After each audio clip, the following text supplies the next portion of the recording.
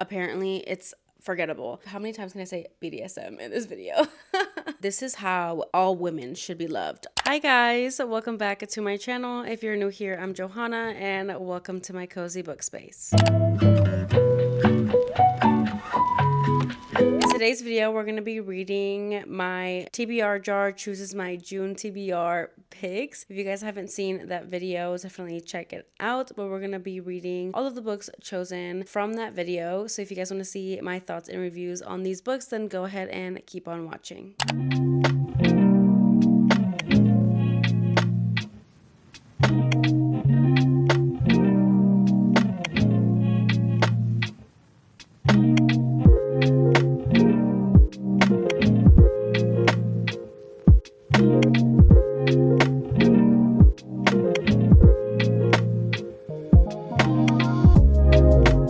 She'd lost both the gaunt and the lost looks. All in all, she was transformed from the cowering submissive he'd first met in Daniel's playroom. She was sharp, strong, and sexy as hell. She accepted him for who he was, and took everything he'd thrown at her in the last week and a half. She'd shocked the hell out of him when she admitted she didn't want to leave, because he didn't want her to leave either. He could no longer imagine working without her in the room, catching up on the news without her knitting by his feet, or pushing her body to its limit. He loved watching her experience unknown pleasure before he brought her back down, and how could he go to sleep without her snuggled against him, awed by her trust in him? He couldn't imagine it, and he wouldn't do it. When everyone left, they would talk and somehow work something out so she wouldn't leave. Okay, first book we're going to be talking about is The Master by Tara Sumi. This was a journey, I will say. I did read this on audio through my Audible app. I have different ratings for this book. Was I impressed? Kind of. Did I love it? Kind of. I think this book kind of spoke to my beginning of my reading journey vibe, but let's get into what this book is about. So this is actually the 8th book in Tara Sumi's Submissive series. When we dive into this book, we do see a lot of characters / couples that are already, kind of established, and we're kind of meant to know who they are because the previous books in the series are about them. But it wasn't too off-putting that I couldn't dive into this story. Like I said, I did end up listening to this on audio, and I will say I do give the audiobook 3 stars. I think I would have enjoyed this and loved this more if I would have just physically read it or read it on my Kindle, because I did not really love the hero's narration. I do understand that the hero is British. The accent with the audiobook, it was just weird, and with the audio, there were different volumes in it. But I will say that I did love the female narration. I think her narration parts were very well done, and I honestly wish she would have done the entire book, because she does sometimes do a male voice, and I actually preferred that over the actual hero's voice when he narrated his thoughts in his chapters. So with that being said, that is my review for the audiobook. But now with the book, we have our heroine Sasha and we have our hero Cole. Sasha, we opened this book up where they are in a meeting because Sasha is getting assigned a new dominant, and she's getting assigned a new dominant so that this dominant, Cole, our hero, will help her get back into her submissive role after experiencing a tragic event with her previous dom, and he is kind of assigned to her to help her kind of acclimate back into the lifestyle. And this is how their relationship starts. It definitely starts off as trainer and trainee. We enter this with no feelings are going to be involved, but of course things evolve. So this is a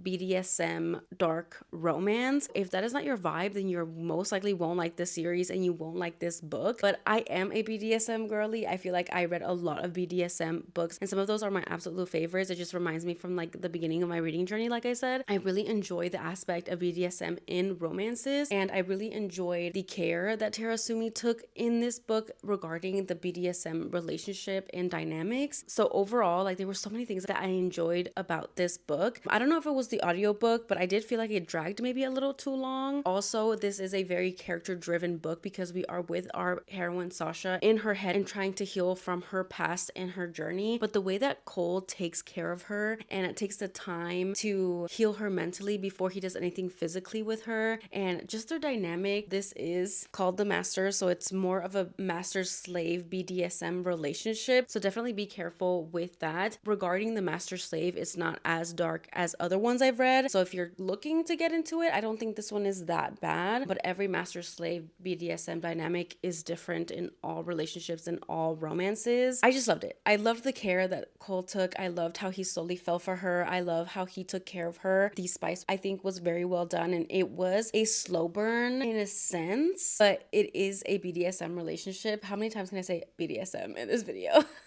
But it is a BDSM relationship, so there's definitely like words and like scenes before they actually like consummate their relationship or actually take it to that level. And it also doesn't start off as a master slave situation. It kind of evolves into that because of our hero Cole's preferences. Yeah, this is just a healing book. It is a healing book. If you love to see a hero take care of a heroine and help her see herself as a beautiful, strong, brave woman, then this is for you, and I think that you would enjoy this. Now, with that being said, I think I'm going to keep this book, which is surprising because when I first started listening to this, I didn't think that I was going to. And one thing about it is that I really would like to reread this for the simple fact that when I was listening to it, there were a lot of like beautiful healing scenes in here, and the spice was amazing, and just the overall journey of the romance. Like, I want to reread it, and I think that I would love this more on a physical read. And then I was also kind of thinking of unhauling this and just continuing the series, maybe starting from the beginning or moving forward, continuing the series through audio. But I don't know if the audios get better or if they have different narrators. I don't know. I just kind of have to do my research. If I decide to go the audio route, then I will unhaul this because I don't think that I would want to collect every single one of these books physically. So I kind of have to do my research, but for now in this reading vlog, we won't be unhauling this because I actually really love this and I do want to reread it. So I'm giving it a solid 4 stars.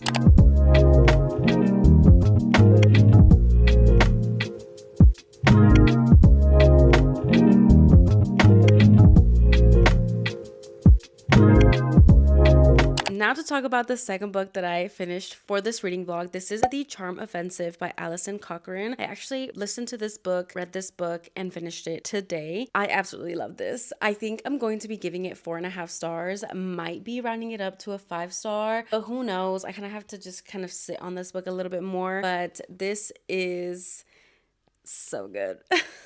This is an romance. I feel like it might not be a full 5-star. I think I might round it down to a 4, but it's giving 4.5 now that I think about it more. But we have our hero Charlie and our hero Dev. Dev grew up watching this reality TV show where it's giving like The Bachelor. He's always like grown up wanting that happily ever after, and he ends up growing up to be a producer to a very similar show. Charlie actually gets on this Bachelor type reality TV show because he kind of wants to improve his image because he does deal with some mental health issues and he has OCD and he is on the autism spectrum. We also do have our other hero Dev. He does deal with depression. So there is a lot of mental health rep in this book, which is one of the things that I loved the most about this book besides like the relationship. I think the way that mental health was represented in this book was very well done. I myself am not diagnosed with anything, so I can't give like 100% like accuracy for this book, but I think I resonated with some of the things that the characters were going through, and the way that the feelings were described were just so real and had so much depth to them, and the characters had so much depth to them individually and separate, which is something that I absolutely love. I will say this is my first Alison Cochrane book. I think I will say this won't be my last book from this author. I do love the writing and I thought it was very well done. But anyways, moving on, Charlie ends up going on this reality TV show because he wants to improve his image because he recently got like quote unquote fired from this tech company that he actually helped make what is the word that he helped like build, because he did have like a panic attack / episode. He thinks that by joining this reality TV show his image will improve, and Dev ends up being his kind of producer, his right-hand man. Dev ends up helping Charlie kind of get out of his awkwardness and actually put his all into this reality TV show and like quote unquote help him find love in this TV show. Charlie is not looking for love and Dev believes in love, but he recently got out of a 6-year relationship and this is their story. And so there's forced proximity because they kind of have to be in the same Airbnb, hotel, whatever you may call it, because Dev has to help Charlie for these like scenes that they're filming. This was also funny because of all of the women on the show and all of the antics and, you know, just with any like reality TV show that has to do with like Bachelor vibes, like, you know, all the crazy things that they do. So I loved seeing them grow closer together. And I think my most favorite character was obviously Charlie because he was just so cute and awkward and just thought that he was unlovable because of the way that he is. It was just so sweet seeing him fall in love and be accepted and be seen by Dev and vice versa, because Charlie also gets to see and learn Dev and acknowledge Dev's depression and be there for him and hold him when he needs him. And there were just so many beautiful scenes in here that I just absolutely loved. Like, I really honestly can't recommend this enough. I think it was absolutely beautiful. And this is an romance, and I haven't read an romance in so long. So there is no spice in here. It's giving more fade to black. So we know that things are happening and things are about to go down, but then the chapter ends, it fades to black, which was not my favorite because I wish I would have gotten like the climax of the relationship, if you will. And I wanted to see them actually together and just see their dynamic in that setting. I really wish it was in here, so I think that's why it's not a full 5-star. Another reason why it's not a full 5-star is because I did feel like their relationship there was definitely a lot of like push and pull, like it's practice, it's pretend, it's not real, like it can't happen. And I just felt like that dragged on a little bit too much, and like I felt like they could have made it work. I think the way that it did get resolved at the end was very nice. I think I predicted it a little bit because I was like, I think this is gonna happen, I think this is what Charlie's gonna do, etc., etc. Overall, I love this. I don't really know how much more that I can say. This reading vlog is starting off with 2 bangers because they're so different but so good in their own way, and I will not be unhauling this book. This book is definitely staying on my shelves because I loved it so much, and I can't wait to reread this and like read it physically so I can annotate it, because there were so many scenes in here where the characters each take care of each other, just show what it is to be loved and to be seen and to be loved because of your flaws, not despite them. It was just so cute. It was just so cute, so beautiful. I loved it so much. I loved both of our characters individually and together, and I loved all the side characters too. Like, this book was also funny. Like, I was kind of like a little giggling while I was at work, so I truly loved this. I can't recommend this enough. I think if you're looking for a charming romance with that reality TV show kind of vibes, I think that you will definitely love this, especially with the mental health rep, and there is a POC rep in this as well. So again, I can't recommend this enough, and I definitely think that you should pick this up, and I will be keeping this on my shelves, and I can't wait to read more by this author. I think the next book that I'm going to be picking up for this reading vlog tomorrow is going to be Disgrace by Brittany Cherry. I'm going to be listening to the audiobook and hopefully finish that book tomorrow. I will be back to give you guys my review. I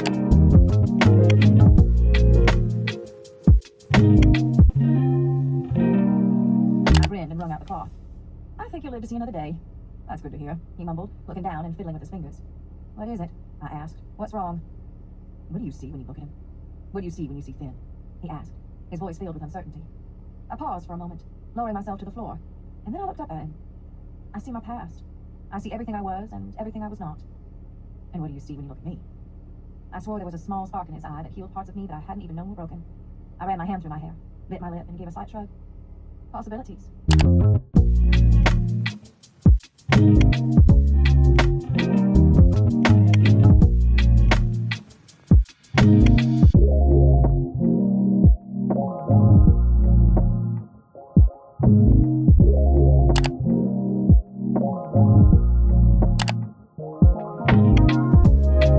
Hi friends, I am here with an update. I have read and finished 2 books, so we're here with a long update. So grab a drink, grab a snack, and buckle in because we're going to be talking about Disgrace by Brittany Cherry. I do own the indie copy. I did end up finding this book at half price and it is signed, and I just heard so many good things about Brittany Cherry's writing and her books in general. So when I saw this at half price, I was easily convinced to add this to my TBR. I did end up listening to the audiobook for this book, and I will say I give the audiobook 4 stars out of 5. It was so good. I think I enjoyed this story more so on audio than I probably would have physically reading it. I don't know why, but I get the feeling that if I would have tried physically reading this, I might have DNF'd it. But let's get into the basis of this story. So we open up with our heroine, Grace, and we open up this book with her moving out of her house because she is going to be getting a divorce from her husband. The reason of the divorce is a very prominent topic in this book. So trigger warnings for miscarriages. We open up this book where she's in a very low point in her life and she is kind of in this headspace that she wants her husband to stay. She wants him to want her, but she knows that their relationship is ruined and her car ends up breaking down on her. And this is where we meet our hero, Jackson. So Jackson is working at this mechanic shop, car shop that his father owns, but he is basically the boss because he does have a difficult family home. We do get past and present chapters for Jackson from when he was a young kid. We see everything that kind of went down in his childhood. Then we get present Jackson where he is this very grumpy, very mean, monster-like character. He likes to describe himself as a monster because that is what the small town has painted him out to be, and he's definitely also a womanizer in this town. But when he first runs into Grace, he is definitely mean and projects these stereotypes and these rumors that he's heard about her, and he feels like he knows her because of what he's heard. Vice versa with Grace and Jackson. To be honest, I really love their banter. I don't know if you would want to call it banter, but I like the way that they communicated with each other, and I liked that Jackson was not attracted or like Grace from the very moment that they met. Their relationship is definitely a slow build-up. This is their first interaction. Jackson ends up working on her car. So throughout the story, we get their relationship, and the main plot of this is basically the small town judgment. If you don't like small town, typical, stereotypical, judgmental, like rumors spreading, gossip, all of those things, then this is not going to be the book for you. This is also very God, Jesus focused because the heroine's father is the pastor, and because her father is the pastor, her family holds this very much higher position in the town. So she definitely has a lot of pressure riding on her and what other people will think about her divorce, about her as a woman and not sticking by her man, and all of these things. I'm just gonna go ahead and jump into my review for this. I am going to give this 4 stars. Which I feel like this is a hard fought for star because there are so many things about this book that I don't like. The whole religion talk, I don't like the whole miscarriage talk, I didn't like these small town stereotypical judgmental people, and then I also very much disliked our heroine's mother. This book is giving 4 stars because I loved the audiobook so much, but honestly, it's probably like a 3.5 or a 3 because there's just so many things about this book that I didn't like, but I liked the relationship so much. Yeah, the mother in here is absolutely horrible. Like the things that she says and the things that she says to her daughter, things that she puts her daughter through is just absolutely crazy and insane. Like I was at work listening to this audiobook and I was just flabbergasted, and it's giving her set advice to her child when it's not in her best interest. So that was a whole thing. So definitely go in here, you know, with those expectations. As for our hero, Jackson, I really truly loved him because I feel like all he ever wanted in his life was friends. He always wanted to be loved and to be seen and just not be lonely anymore. And it was just so truly heartbreaking. And there is a pet death in here. So trigger warnings for that because I literally almost sobbed at my job when that scene happened. I was like, there's just no way. There's just no way. It was so sad. So I will say Brittany Cherry's writing, she will get you. She will pull at your heartstrings. I just overall loved the entire story of this, mostly the romance and how hard fought their romance was, especially in this small town when both of our characters have stereotypes about themselves and how they are opposites attract, but they fall in love anyways. There is spice in this book, but only a little bit and not overly descriptive. And it's only at the beginning, not the beginning, maybe like 2/3 of the book. And then after that, we don't get any more, even though we know that it's happening. And this definitely starts off as a like fuck buddies relationship, and then it kind of turns into more. So I will say I loved the slow burn of this relationship. Not necessarily slow burn in the lust way, because they do have a physical relationship, but the way that they become friends with each other and start caring for each other and looking out for each other was just so beautiful. One more thing I will say before I shut up about this book is that this book very much reminds me, not because of the plot and the story necessarily being the same, but because of the vibes and the overall like messaging of the book and like the religious factors of it. This book reminds me of the movie Redeeming Love by Francine Rivers. I actually have rewatched that movie multiple times, and I even ended up picking up the physical copy because I wanted to read it because I loved it so much. And I did end up Redeeming Love on audiobook as well. So I have consumed that story so many times, and it is a story that I didn't think that I would love, but because I watched the movie first, I understood it. And so when I read the book, I understood the messaging and like the religious aspects, and it doesn't have any like pregnancy type things in it, so I enjoyed it a lot more. But if you've ever watched Redeeming Love by Francine Rivers, the movie, or read the book, you know like God has a lot to do with the book. Just that hopefulness, they are very similar. I feel like if you liked Redeeming Love, then I feel like you'll enjoy this too, and I recommend the audiobook for it. I will be unhauling this book because I do own the indie edition. It is signed, but I feel like I will not be rereading this because some of the things in here I just didn't like, and I just don't see myself rereading it because I disliked it that much. But I do love the relationship, so I am open to reading more Brittany Cherry, especially if it's giving the same relationship vibes. And I'll probably try and read one that doesn't have to do with like small town stereotypes. So I will be unhauling this, unfortunately, but I did enjoy the story, and I will be reading more of Brittany Cherry. Let me know down below in the comments your favorite Brittany Cherry book.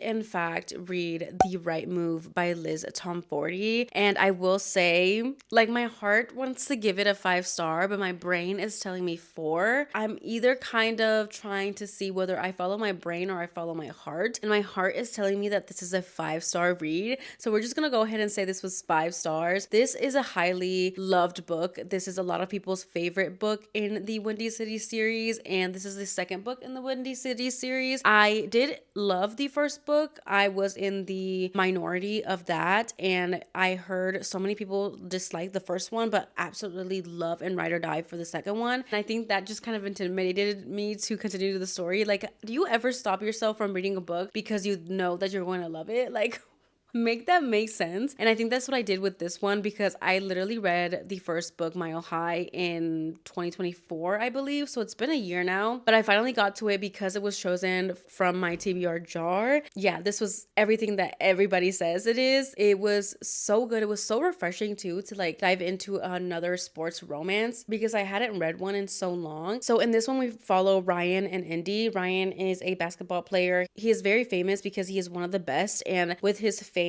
comes his personality, if you will. He is very stoic, very, very, very private, serious, and no bullshit. He only has love for his sister Stevie, which is the heroine from the first book. He loves to be in control. He likes everything in order. He likes everything to be clean, etc., etc. You know what I'm talking about. And then we have Indy, the splash of color in Ryan's life. Okay, she is messy. She is everywhere. She is a splash of color. Like I said, she has dreams and goals and just just very creative, very crafty, and she is a hot blonde who loves to wear her sneakers and loves to wear heels as well. And when we open up this book, she's looking for a place to live because she actually just broke up and left her boyfriend of like, I think 6 years. They were childhood friends to lovers, and he actually ended up cheating on her and she ended up catching him. Also, Indy has this infertility problem and she wants to raise money to freeze her eggs. So that is also another like big part of this book. So trigger warnings for that if that triggers anybody. So Stevie asked her big brother Ryan to let Indy stay at his apartment for the time being because she needs a place to live. She wants to save money. He reluctantly agrees. From the moment that Stevie moves in, the banter is amazing. The forced proximity is everything I want it to be and more. The chemistry between both of the characters is so good. And this is definitely a slow burn. And when I say that Ryan is your actions type of guy, he will show you that he loves you before he tells you that he loves you. There are so many scenes in here that he shows Indy that he loves her, and it just had me giggling, screaming, kicking my feet. I was feeling all like